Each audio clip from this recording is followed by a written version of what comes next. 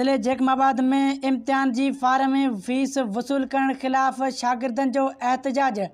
एजी दस्ती जे तफ़सील मूजिब ज़िले जैकमाबाद जे शागिर्दनि पारां इम्तिहानी फीस वसूली खिलाफ़ DC गेट बेड़ी चौक ते एहतजाज टायरनि खे बाहियूं ॾेई सख़्त नारेबाज़ी। शागिर्दनि जो चवणु आहे त असीं सभु ग़रीब आहियूं, जेकॾहिं असांजे वालिदेन वटि पैसा हुजनि हा त असांखे सुठी तइलीम लाइ अमेरिका, बरतानिया ऐं ॿियनि मुल्कनि ॾांहुं मोकिलीनि हा।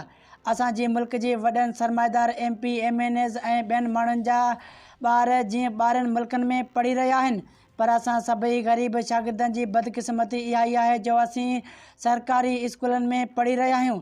फ्री तइलीम असां सभिनी ग़रीबनि जो हक़ हो, पर हुकूमत जे ग़लति पॉलिसियुनि जे करे सभिनी ग़रीब शागिर्दनि खां फीस वरिती पई वञे।